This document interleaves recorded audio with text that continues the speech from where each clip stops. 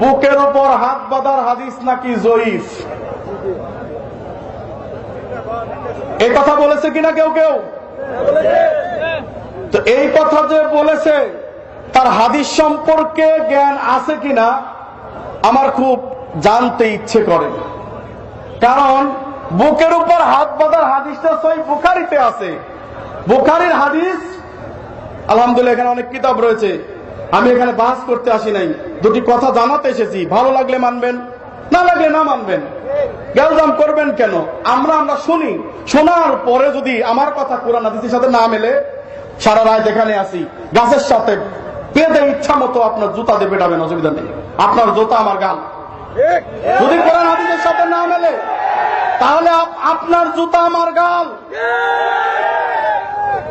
কিন্তু ভাই কোন গ্যালজাম করবেন না, শুনতে থাকুন। বুকের উপর হাত বাঁধার হাদিস সহিহ বুখারীতে আছে, বলছে সহিহ বুখারীতে নাকি জয়ীফ নাই হাদিসটা, বুকের উপর হাত বাঁধার হাদিস নাই, সেখানে জেরা বাঁধার কথা আছে। বন্ধুগণ, ওরা বলেছে ইবনে খুজাইমার 479 নম্বর হাদিস, আবু দাউদ তিরমিজির 554 নম্বর হাদিস নাকি জয়ীফ। তর্কের খাতিরে যদিও হাদিস ইমাম আবু দাউদ সহিহ বলেছেন, কিন্তু তর্কের খাতিরে বললাম ঠিক আছে ওই দুইটা হাদিস জয়ীফ, মানলাম আপনার সাথে। আমি সহিহ বুখারী হাদিসে প্রমাণ করে দিব বুকের উপরে হাত বাঁধতে হবে, বাঁধতেই হবে, এর ব্যত্যয় কোনো ঘটনা ঘটবে না। প্রমাণ করে দেব ইনশাআল্লাহ। আগে প্রমাণ করি, তারপরে ঠিক বলেন, প্রমাণ করি ঠিক বলেন। আচ্ছা, সহিহ বুখারী আধুনিক পাবলিকেশন কর্তৃক প্রকাশিত খণ্ড নম্বর 1 696 নম্বর হাদিস, আন সাল বিন সাদ রাদিয়াল্লাহু তাআলা আনহু, সাল বিন সাদ রাদিয়াল্লাহু তাআলা বলছেন, আমাদেরকে নির্দেশ করা হতো ডাইন বাম জিরার উপর ডাইন জিরা রাখা। জিরাউন শব্দ এসেছে হাদিসে, কি শব্দ এসেছে? জিরাউন শব্দ এসেছে হাদিসে, ইয়াদুন শব্দ, কবজি শব্দ আসেনি। তারপরে ইসলামিক ফাউন্ডেশন 1981 সালে প্রকাশিত, আর আধুনিক প্রকাশনী 1991 সালে প্রকাশিত, সেখানে কবজি অনুবাদ করেছে, যেটা কখনো হাদিসের সঙ্গে মানে সৎ ব্যবহার করা হয়নি, হাদিসের সঙ্গে বেয়াদবি করা হয়েছে। বন্ধুগণ, এখানে জেরা শব্দের অর্থ হচ্ছে মধ্যমা আঙ্গুল থেকে নিয়ে কুনুই পর্যন্ত পূর্ণাঙ্গ হাতকে বলা হয় জেরা। যদি বলেন এটা কোথায় উল্লেখ আছে, জি, মিসবাহুল লুগাত দেওবন্দি কর্তৃক প্রকাশিত 676 পৃষ্ঠায় উল্লেখ রয়েছে, জিরা শব্দের অর্থ হচ্ছে কুনুই থেকে হাত পর্যন্ত পূর্ণাঙ্গ হাতকে বলা হয় জিরা। বন্ধুগণ, এখন বলেন ডিকশনারি মানি না, বলবো দেওবন্দি ডিকশনারিও মানো না। আচ্ছা ঠিক আছে, ডিকশনারিও না মানো, আমি তাও প্রমাণ করে দেব যে বুকের উপর হাত বাঁধতে হবে। কেন? শুনে রাখুন বন্ধু, মেশকাতের সহিহ মুসলিম হাদিসটা আছে, মেশকাতের 518 নম্বর হাদিস, সালাত অধ্যায়ে। এই হাদিসের অনুবাদ আমি হাতেম বিন পারভেজ করিনি। তোমরা যে সমস্ত লোক মুফতি, যে সমস্ত লোক উলামায়ে হক দেওবন্দি ভালো আলেম, ওদের আমি ছাত্র হওয়ার যোগ্য হতে পারি হয়তো, এর বেশি কিছু না। কিন্তু আমি বলি, অনুবাদ তুমি করেছো, তোমার অনুবাদ দিয়ে তুমি প্রমাণ করে যাও যে বুকের উপর হাত বাঁধতে হবে। কেমন? 518 নম্বর হাদিস খেয়াল করবেন, মনোযোগ দিয়ে খেয়াল করবেন। আপনি কথাটা শোনার চিন্তা করুন, এরপর যদি ভালো না লাগে পরে প্রত্যাখ্যান করবেন, কিন্তু কথাটা তো শুনবেন, ঠিক কিনা? মুগিরা বিন শুবা রাদিয়াল্লাহু তাআলা আনহু, তিনি এবং রাসূল সাল্লাল্লাহু আলাইহি ওয়াসাল্লাম কাফেলার পিছনে পড়ে গেলেন, আর তখন ছিল ফজরের সালাতের সময়। রাসূল সাল্লাল্লাহু আলাইহি ওয়াসাল্লাম এবং মুগিরা এবং শুবা যখন ওই কাফেলার সামনে এসে উপস্থিত হলেন, তখন অনেক সময় পেরিয়ে গেছে, 1 রাকাত সালাত হয়ে গেছে। ইতিমধ্যে নবী সাল্লাল্লাহু আলাইহি ওয়াসাল্লাম আসলেন এবং টয়লেটের মধ্যে প্রবেশ করলেন। টয়লেটের মধ্যে প্রবেশ করার পরে তিনি টয়লেট থেকে বের হলেন, তখন মুগিরা ইবনে শুবা রাদিয়াল্লাহু তাআলা আনহু রাসূল সাল্লাল্লাহু আলাইহি ওয়াসাল্লামকে পানি এগিয়ে দিলেন। কি এগিয়ে দিলেন? পানি এগিয়ে দিলেন।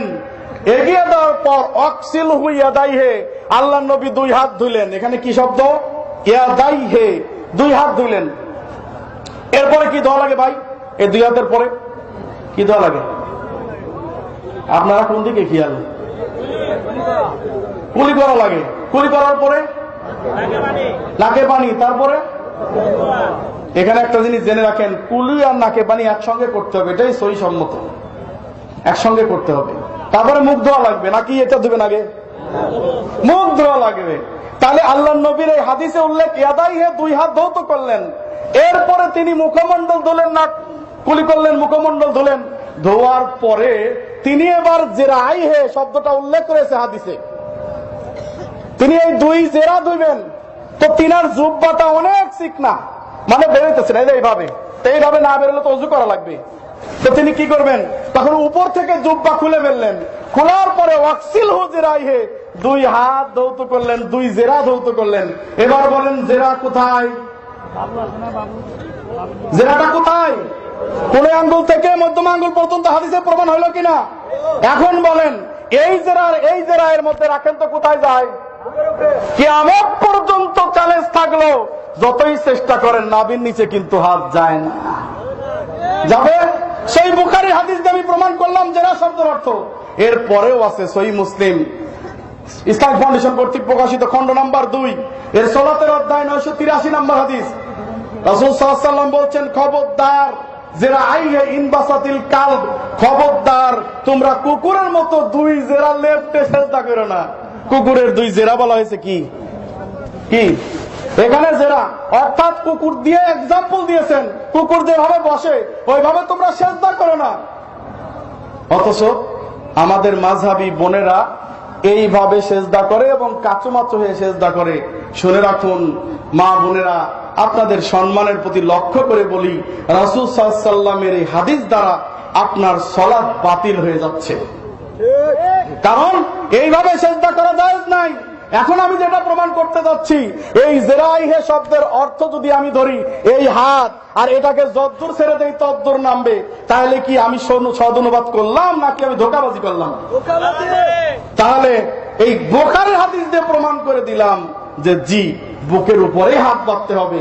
অন্য হাদিস আমি রেখে দিলাম, থাক, ওটার ব্যাপারে তোমরা বিতর্ক তুলেছো, বাদ। ওই সহিহ ইবনে খুজাইমার 479 নম্বর হাদিস বাদ। তারপরে আপনার আবু দাউদের যে হাদিসটা আছে ওটাও আমি তর্কের খাতিরে বললাম, ওটাও জয়ীফ, ওটাও জয়ীফ। আর নাভির নিচের 4টা হাত বাঁধার হাদিস যে জাদ্দল্যপূর্ণ জয়ীফ, এটা কে বলবে? তো যাই বলেন না কেন, আমি ওটার দিকেও গেলাম না, তর্কের খাতিরে বাদ দিলাম, ওটাও বাদ দিলাম। আমি সহিহ বুখারীর হাদিস দিয়ে প্রমাণ করে দেখালাম অবশ্যই বুকের উপরই হাত বাঁধতে হবে। এটাই সহিহ সুন্নাহ দ্বারা প্রমাণিত, এটাই সহিহ সুন্নাহ দ্বারা প্রমাণিত, বুকের উপর হাত বাঁধতে হবে। এক ভাইয়ের ভিতরে অসুবিধা নেই, অসুবিধা নেই, অসুবিধা নেই। এক ভাই আলহামদুলিল্লাহ সুন্দর প্রশ্ন করেছেন যে নামাজ হবে কিনা। রাসূল সাল্লাল্লাহু আলাইহি সাল্লাম বলছেন, সহিহ বুখারী প্রথম খণ্ড সালাতের অধ্যায় 595 নম্বর হাদিস, সল্লু কামা রাআইতুমুনি উসাল্লি, ওইভাবে সালাত আদায় করো যেভাবে সালাত আদায় করতে আমাকে দেখেছো। তা আমরা তো রাসূল সাল্লাল্লাহু আলাইহি ওয়াসাল্লামের সালাত আদায় করা দেখি নাই, দেখেছি, কিন্তু কোথায় পাবো সেটা? কুরআন এবং সহিহ হাদিসে। সালাতের ভিতরে কিছু সুন্নাহ রয়েছে, কিছু ওয়াজিব রয়েছে, কিছু ফরজ রয়েছে। ফরজ যদি পরিত্যাগ করা হয় সালাত হয় না। এবার প্রশ্নের উত্তর দিচ্ছি। ওয়াজিব যদি তরক হয়ে যায় তাহলে সাহসিয়তা দিতে হয়, ফরজ তরক হলেও সাহসিয়তা দিতে হয়, কিন্তু ফরজ পূরণ করে দিতে হয়। কিন্তু ওয়াজিব যদি তরক হয় ওটা পূরণ করতে হয় না, সাহসিয়তা দিলে পূরণ হয়ে যায়। কিন্তু এর বাদ বাকি যা রয়েছে সবই সুন্নাহ, যেমন বুকের উপর হাত বাঁধা, রাফালে দিন করা, জোরে আমিন বলা, এটা সুন্নাহ। এটা যদি কেউ মানে বাদ দিয়ে ফেলেছে তার সালাত বাতিল হবে না। কিন্তু রাসূল সাল্লাল্লাহু আলাইহি ওয়াসাল্লাম বলেছেন, করেছেন, এটা কেউ যদি ইনকার করে আর মাযহাবী মহে যদি এটা না মানে, তো সে রাসূলের উম্মত কিনা সেটাই বলা দায়। কারণ আমি সালাতের ভিতরে পারছি তো বুকের মধ্যে হাত বাঁধতে, তো আমি কেন সহিহ হাদিস আমল করতে যাব? যদি হাত না বেঁধে ছাইড়ে দেন তাহলে আপনার বিষয় আলাদা। তাই হাত বাঁধানো সুন্নাত ছেড়ে দিলাম, আপনি নাভির নিচেও বাঁধবেন, আবার বলবেন যে না পড়লে কি নামাজ হবে না? আপনি যদি ছেড়ে দিয়ে পান সালাত হাতটা বাঁধলে কিছু হয় না, তো এটা বুঝলাম যে ঠিক আছে আপনার সালাত জায়েজ পর্যায়ে গেল। কিন্তু আপনার সালাতটা তো রাসূলের সালাত হলো না। রাসূল সাল্লাল্লাহু আলাইহি ওয়াসাল্লাম হাত ছেড়ে দিয়ে সালাত আদায় করেছেন, এর মর্মে তো একটা জাল হাদিসে প্রমাণ করা যাবে না, যাবে? তো হাত তো বাঁধতেই হবে, তো বাঁধলে সহিহ হাদিসের উপর বাঁধেন, বাঁধলে সহিহ হাদিসের উপর বাঁধেন। আর কিছু আছে ফরজ, যেগুলা যদি পালন না করেন তাহলে আপনার সালাত হবে না। যেমন ইমামের